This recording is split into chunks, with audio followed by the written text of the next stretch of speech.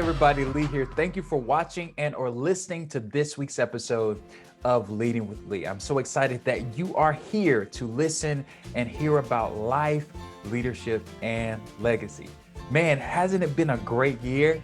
It's been an awesome time for all of us. And even throughout all the challenges that we have experienced through 2021 and even carrying over from 2020, we are now at the end of the year and we can actually reflect and hopefully have some positive moments that we can reflect on. So on this week's episode, as the final episode of 2021 and the final episode of season 2, I'm gonna share some moments from this season. So I'm super excited to share with you guys today. So first of all, I'm gonna share some clips from some very, very special conversations. Throughout the season, you've seen me do a lot of interviews, right? You've seen me share the stage with a lot of amazing entrepreneurs, business leaders, thought leaders, creatives, and even some former elected officials and even some individuals who are involved in the political arena. And so it's been a great opportunity for me to engage them in conversations about life, leadership, and legacy, and also talk about their crafts and things that they've done. So here are some of my favorite clips from this season of Leading with Lee.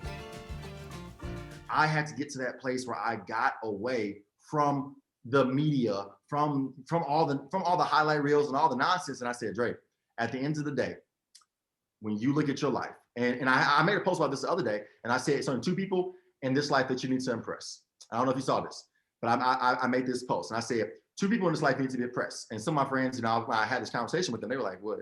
My parents, my this and that. I said, you need to be able to impress the 7-year-old you and the 70-year-old you. And that's it. And with that, I'll break it down a little more. The 7-year-old you, when you were a young kid, you had dreams, you had aspirations, you had this imagination, and you were like, I would like to be this, I would like to be that. With that 7-year-old you, at today, be like, you know what? I went after it. I'm going after it. I'm going to keep pushing. I'm going to get up. I'm going to, not make excuses. I'm going to do this. The 70-year-old you. You're 70. You're getting close to that time where things are slowing down. You got maybe have grandkids, but maybe your life is coming, life expectancy, maybe coming closer to an end. Yeah. Are you able to look back today? Think about that 7-year-old you. Are you able to look back and say, I left it all out there. No regrets. I went for it. I knew life was short. So I said, you know what? Why not try rather than just make, And so that is what it comes down to. It's like, but both of those ends, you have to learn about what you want though. Because at 70, when you're on your deathbed, what everybody else said and did does not matter anymore. Yeah. So you got to say, did I live my life the way it was supposed to be lived? And that's where I come from. When I think about that and what I want, it has come from me looking in the mirror and saying, Dre, man, okay, now, this is you. This is you. What do you need and want for your life to look like when you leave this earth? Like, what do you want people to be able to say about you at your funeral? About you, not about what they want to hear, about you, And so when you start taking on that mindset, and then you apply the self-love, which is you actually make it actionable and you go do it, then I think you get to this place where, hey, yeah, y'all want to live this lifestyle going out every weekend doing this and that, but guess what? That no longer aligns with the 70-year-old me where I want to be. So guess what? I'm not doing that anymore. And now the noise doesn't speak to me because I don't speak that language. Now you're speaking a foreign language to me. So influence doesn't have to be worked at when you naturally have it. Like you are influencing when you do what you regularly do. Your life is an influence, and so I think about reality television before it was fake television. Right. A lot of those people would be now considered influencers, right? They didn't necessarily have a specific celebrity status or come from something that, people would traditionally think of as being a celebrity, but they gained a lot of exposure and people looked to them continually for things. And so now when I think about our lives as influencers, our lifestyle is the actual work of an influencer. Like living and being you is what it's about. And so when we try to do too much, that's when we become non-effective. Literally, it becomes work and people see it that way. Yeah. And then influencing has to be natural. Like that's the biggest thing I can tell people is that it has to be you. I think that there is a need right, to be very self-critical, not in a like pejorative way, right? Not in a way that's self-damaging, but be very like critical and aware of the fact that because of the fact that we exist and live in a white supremacist culture and a white supremacist nation and a white supremacist society, like we are, specifically speaking to white people, in particular, enculturated with this ability to kind of have, for lack of better phrasing, blinders on and just not see what's happening around us. And so we have to be very much okay with being critical of the way in which we're interpreting things, and to receive that criticism as well, and not take it as an attack when we do something and jump into a space. We're like, hey, I want to help. And it's like, where have you been at? And the response shouldn't be, well, I didn't know. Because that's not an excuse when people are living with oppression, or people are having to engage in it. It's not an excuse. It's simply a need to kind of step up to the plate and say, yeah. I should have been more mindful of that. And now I'm going to do the work of understanding how I can better show up. But I will say that the number one thing is having that 24-hour block of time that I do not do any work has helped to realign me week by week to the fact that God has asked us to rest. Yeah. And rest is, I'm going to say this and then I'm going to leave it alone, because it's definitely, like, everybody on staff at Transformation Church knows this is my topic. Like, I love to talk about Sabbath, rest, and all that, because it's honestly it's totally changed my entire life. Yeah. But rest is when I physically rest, when I make sure I'm getting enough sleep at night, which I don't play up, I'm asleep. I get enough sleep at night, take my Sabbath, all those different things. It's a physical representation of spiritually how I'm supposed to live in relationship with God. I can be busy and rested at the same time. Because rest is just trusting that there is someone bigger and better than me that has all the answers and has all this figured out, that I don't have to be anxious or worried about it. And so when I take a nap on my Sabbath, I'm doing nothing but personifying almost, this rest that we're supposed to have in Christ, which is trusting that he has the answers, and everything that we need is in him, So it's a smaller picture of a bigger picture to me. Yeah. Oh, that's so, there's so many parts I can just pick out and make. I could go on and on about that, because I love the topic. I believe that Jesus went to the cross and he broke his body so I didn't have to break mine. That God's not asking me to break my body to work. He's not asking me to lose sleep. He's not asking me to live unhealthy. He's not asking me to work 7 days a week when he only works 6 in creating the entire universe. Like, he's not asking for that. He's asking me to. You just sneak the pre. This is my topic, Lee. One thing that I think is key that I try to work on with all my leaders and all my donors I develop is the idea of that access and opportunity. A lot of times in Black America, we get an option of one of the other, not both. We get either access or we get opportunity. So a lot of times with my students, they know their opportunities to go to college, but they have no way of knowing the access to get there. Or I know a lot of times that they get offered all these scholarships and everything, but they don't know their opportunities. And so I think it's key in what you're doing, because it gives both access and opportunity. Because I know a lot of people are like, well, they can just, it's a McDonald's around the corner. Yeah, but how are they going to get to that McDonald's? So the opportunity is there for them to eat, but where's the access to get to that McDonald's? And why are we giving them McDonald's? But I know that was a poor place to eat at, but is it the thought of, we have to give access and opportunity and not one or the other? Like, we have to do a better job of teaching both, because if we keep removing one, then there's no point of it. It's no point for you to give me opportunity if you never gave access to the opportunity, because that's the difference between equity and equality, right? Like, yes, we can all vote, but the access to voting is totally different if we're being honest.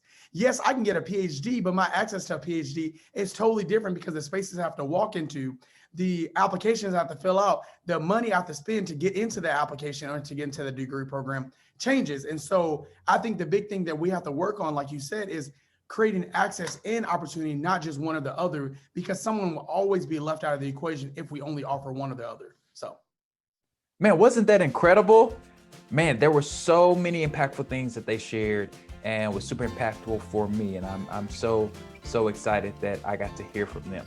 Now, I want to do something very special because there have been some great women who have come on Leading and shared some powerful perspective. I believe that women are some of the most profound and powerful leaders of our time and in our moment. I think these women have really given some great perspective about leadership and life and legacy. So for these few clips, I'm going to show some of the most powerful moments and powerful conversations that I've had with some phenomenal female leaders.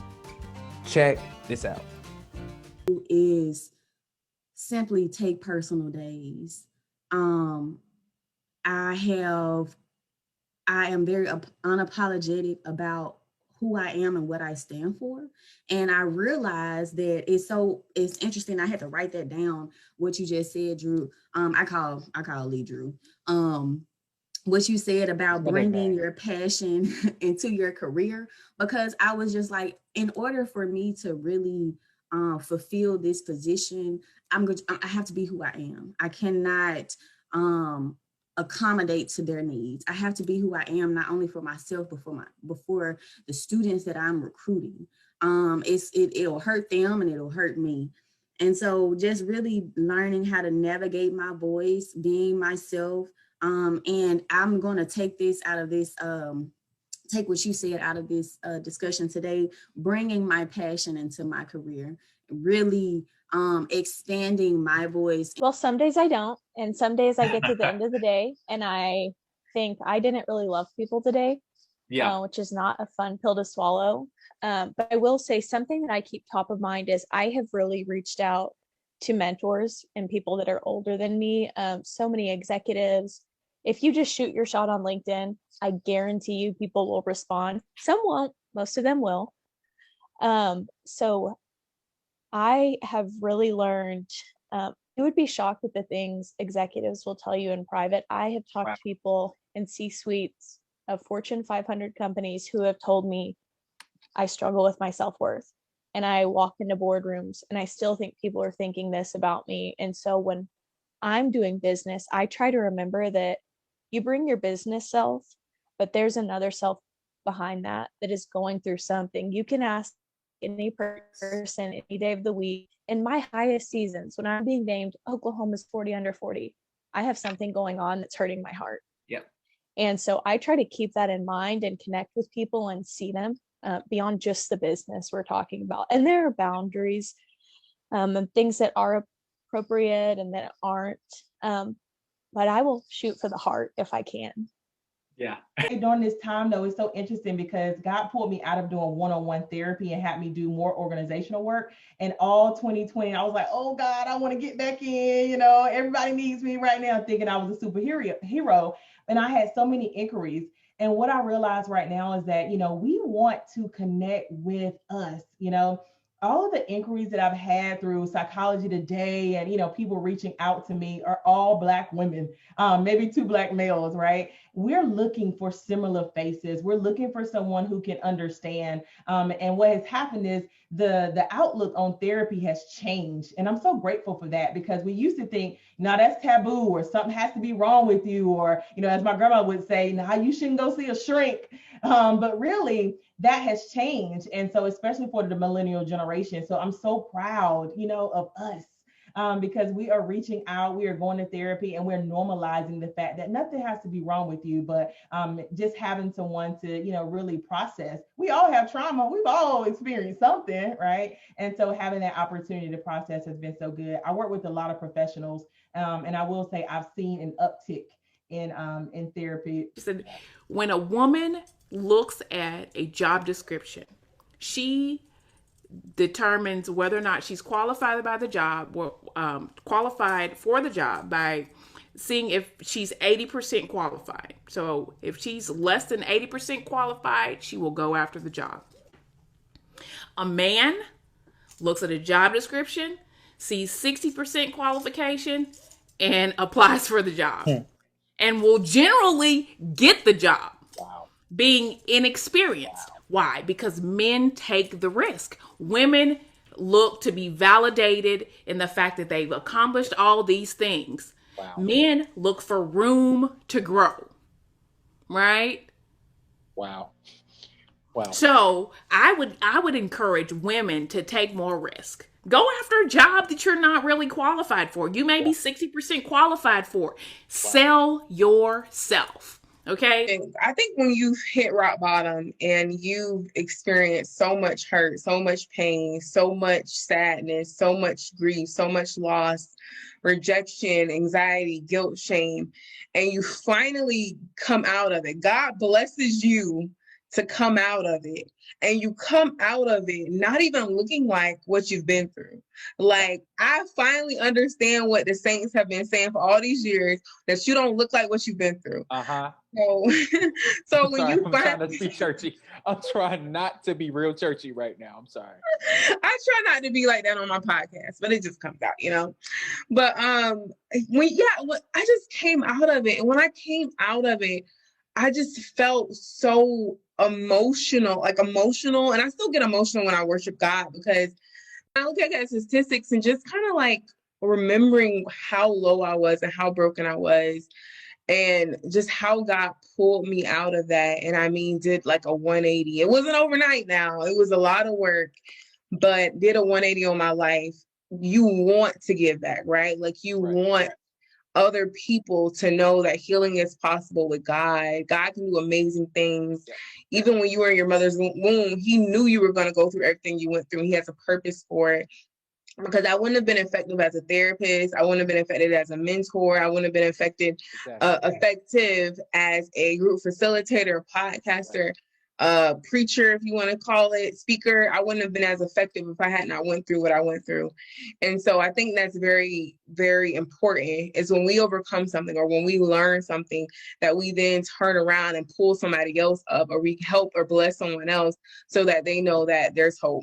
And we understand that the education of one person has an effect on their generations. You talked about your grandfather. I talked about my grandparents, and the lack of access that they had to formal education was less of a hindrance because they had dedicated people in their lives to guide their progress. Now, if they had had access to formal education, who knows where we would be now? Who knows how much farther we would have gone? Who knows how much more ground we would have been able to cover?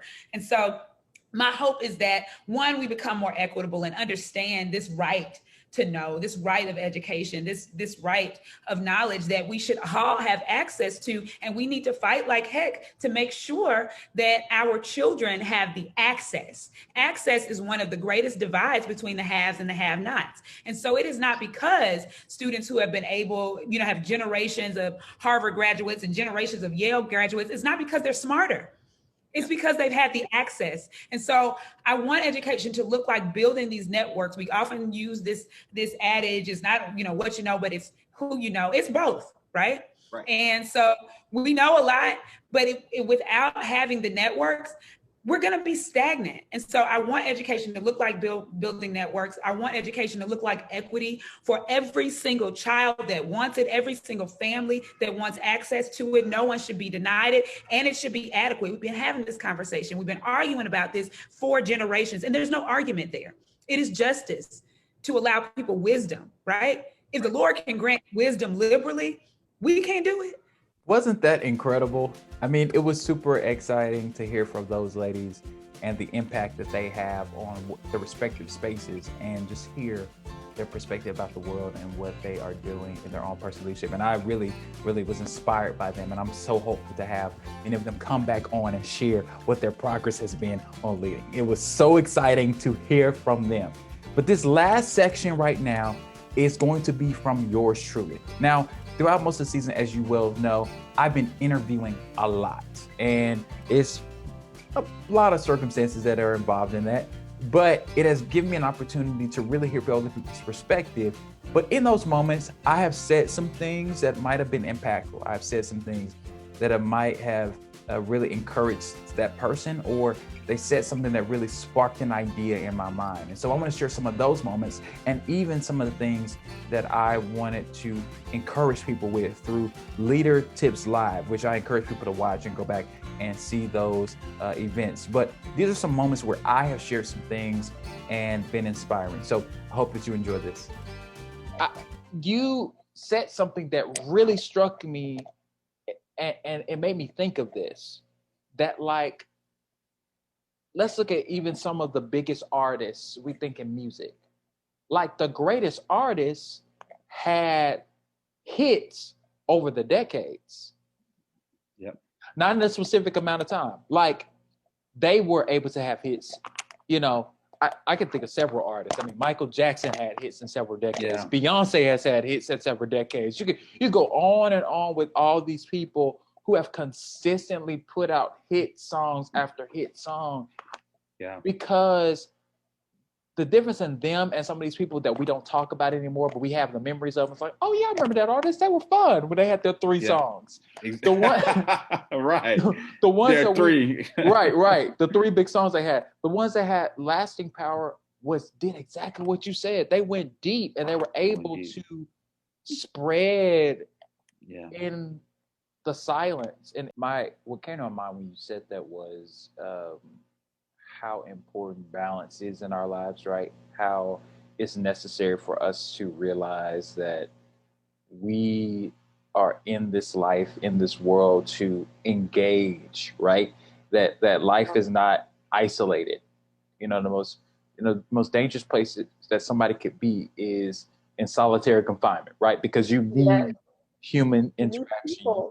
Yes, you're right. And so it brings up the power of relationship and the power of believing in people, right?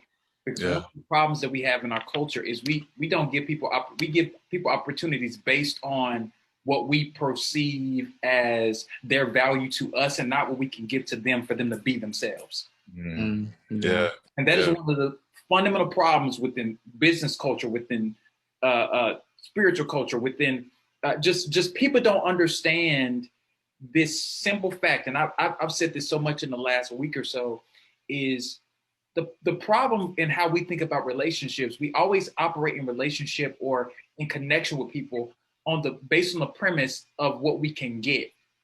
But we never ask ourselves, what am I willing to give? Mm-hmm. Mm-hmm. And the powerful thing about what you all are experiencing, what you all guys are doing, is there's been a reciprocity that's been happening where Raheem, you've been pouring into him, giving him opportunities, not criticizing them, not trying to make them into who you want them to be, but giving them the space and pushing him and saying, hey, Moses, you can do this, man. Man, you may not think you have much to say, but you actually have something to say. You do have a unique voice and a unique sound. And if you operate in that way, people can experience that. And then at the same time, Moses is starting to believe that. So he's now saying, hey, Rock, can we do this? Hey, can we do this? And it's now that there's a give and take that is happening because of the genuine relationship that you both have. I mean, bro, like that right there is something that can't be taught. You may not necessarily be the person that goes and speaks to the millions, but you may be the person that speaks to the person that speaks to the millions. That takes a level of humility, but also takes a level of an awareness of the value of your words and the value of your impact. You know, I don't know if I've shared this on Leading, or I was having a conversation with somebody.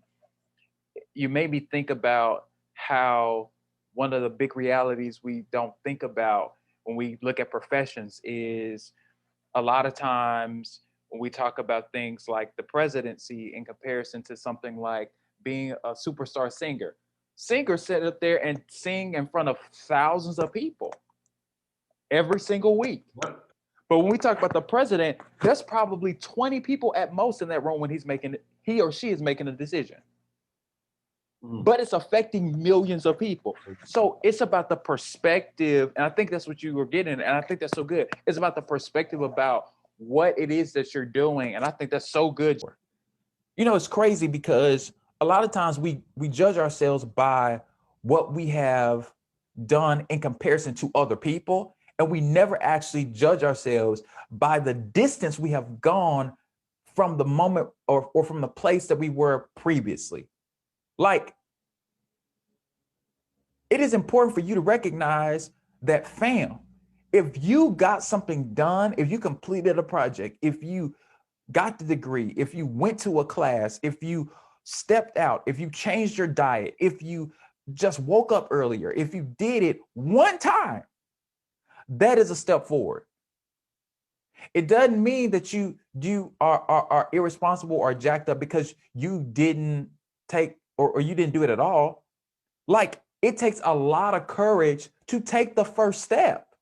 The first step is actually the most important step.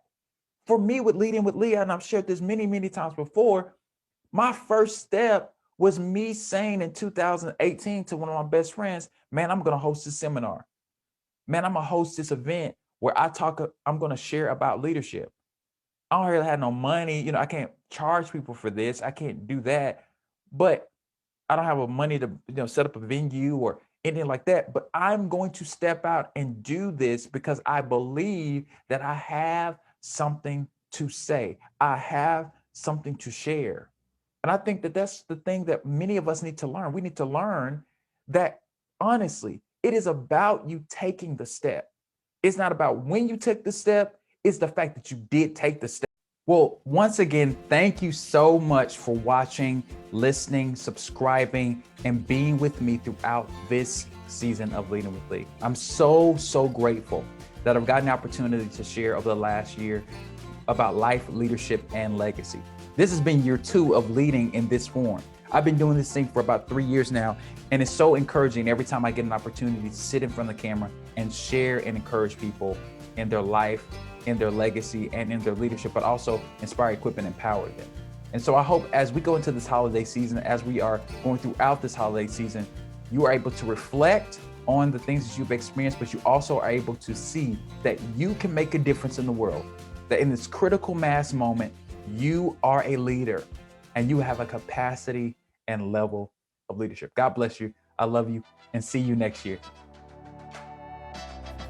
Thank you for watching and or listening to this week's episode of Leading with Lee. If you have not done it yet, subscribe today on YouTube and all podcasting platforms. To get more information about me and what I'm doing, email me at scottconsultations@gmail.com or follow me on social media on Twitter and especially Instagram at Lee A. Scott II or Lee A. Scott II. Thank you for watching this week's episode. I really appreciate it. Much love, and let's get started.